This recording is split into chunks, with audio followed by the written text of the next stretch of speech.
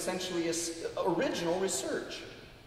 My dad relentlessly pursued precision, doing it right. If it was worth doing, it was worth doing it well. When he saw work that was cosmetically beautiful, yet with sloppiness, where it wasn't likely to be seen, his favorite phrase was, over ooey, unter fooey. You get the unter part, underneath. That isn't to say that he didn't think about careful placement of flaws in wood or doing work in a way that would hide real difficulties. To him, what you saw when you looked inside a guitar was one of the real indicators of craftsmanship. Just because people couldn't see it was no excuse. He didn't cut corners. He made guitars as though they would someday be dissected and every joint be laid bare. He could not help but make things level, square, flat, and plumb, even when they weren't critical. We used to joke about a wood post that he and I repaired in my mom and dad's home, that you could have used the splice piece for a gauge. It was probably the most accurately made piece of wood in the house.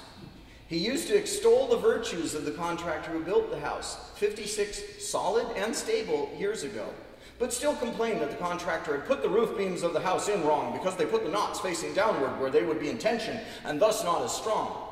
There was no pity for the carpenter who would have had the hard job of spiking the roof planks to the beams with knots on the upper side, because that was the right way to do it. His early years made my dad a man who relished standing for the underdog. I think that was where he arrived at being a gracious winner. He was willing to acknowledge people who were unimportant. He traveled to Europe in the early 70s and met several of the great Spanish makers. A business card from Ignacio Fleta was tacked to the wall of the shop for years. It struck him to be received by one of such stature when he was unknown. He enjoyed helping people, but had his own approach. To the one who asked point blank how you did something, he could be evasive. To the one who had a problem he was trying to solve, he could offer incredible amounts of help. It came around to the replica maker versus the developer. He was not going to be a helper to the replica maker. He had the guitar-making version of give the man a fish, you feed him for a day. Teach a man to fish, you feed him for a lifetime. With rare exceptions, he did not reveal his own exact methods for building an instrument, but he would often set forth some of his philosophies of doing so. It was much like a parable. He who has an ear, let him hear. He wanted to make builders self-reliant, to build their own instruments. To that end, he was generous with his time. He was very concerned to hear what the player had to say. At the same time, he had his own ideas. My dad was willing to make known his thoughts on almost any subject. He rarely lacked an opinion. And he enjoyed freely sharing those opinions with people. Things which he had tested and tried bolstered his assurance. He was not a theoretician, except to determine what tests or experiments he ought to run. Later in his career, as he was established as a guitar maker, he became more willing to share his knowledge. His realization that he had something significant to contribute grew slowly. He was cordial with competitors and yet could be brutally honest. Posturing was not something he did well. What he thought was what he thought, no apologies. He wanted problems reduced to their simplest formulation. It seemed like nuances felt like evasions, which was ironic considering his attention to details. He and I used to have the most cordially loud discussions over his opinions and my disagreements with them. Usually, I couldn't accept the oversimplification.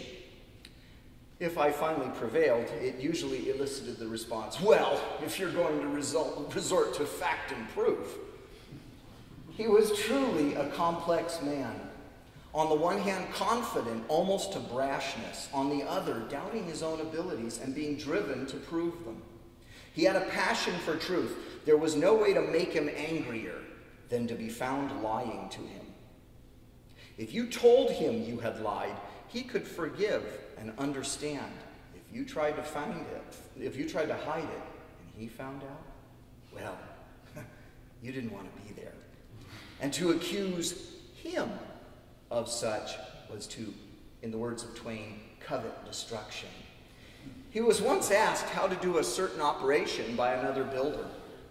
He kindly showed that person how to do it. That person failed in their attempt and wrote him a letter indicating that if he really didn't want to show him how to do this, he shouldn't have pretended to do so. You can imagine just how ballistic my father went when he heard the idea that he might be lying to this man. No portrait of my father would really be complete without speaking to his religious side. His understanding of the character of God grew slowly as he aged. You would never have mistaken him for a conventionally religious man. Yet he once told me about how every so often he would kneel down in his shop and thank God for all he had been given. God brought many people into his life who were people of faith. His empiricism often collided with the claims of faith. He had a very simple conception of God's dealings with mankind. Yet at the end of his life, I heard him speak of the Lord in a way that I had never heard him used before. It seemed that something of the distinction between the Creator and the creature was being driven home. And my dad was becoming aware of who was who. By now, I hope it is apparent that my father was a man of unusual intensity.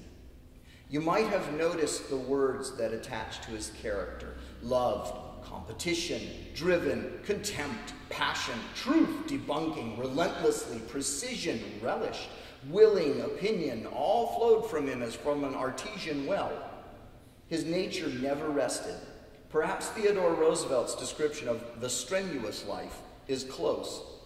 If he thought it was important, why, the remainder of the world had better get on board. He was always generous, both with time and with treasure, but hated someone presuming on his generosity. I didn't know him as fully until I came to work with him. He could drive me nuts at times, yet we always had great fun together. I am in his debt for instilling in me a willingness to take on challenging things and to hammer at a design problem until the solution is found. And it ought to be the best solution, not just the first solution. Critique your own work. I am thankful and proud to have known him, sharing in his guitar-making career, and even more, having him as my father. In the last year of his life, we were driving back to our house on the Honda Road, and we had to play a game which he devised, in which you had to guess how many cars would pass us in the other direction, from the bottom of the hill, Bertola Road, to Grandview Drive. We even had to make adjustments for bicycles, and whoever was closest got bragging rights. Dad was game right to the end. Thank you.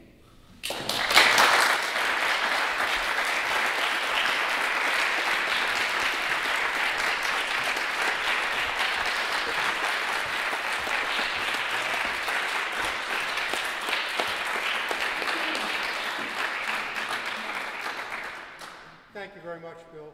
There were moments when I thought there was a video screen up here and your words were presenting a picture of your father. It was very well done, thank you. Our next performer will be Larry Ferrara. Please give him a big hand.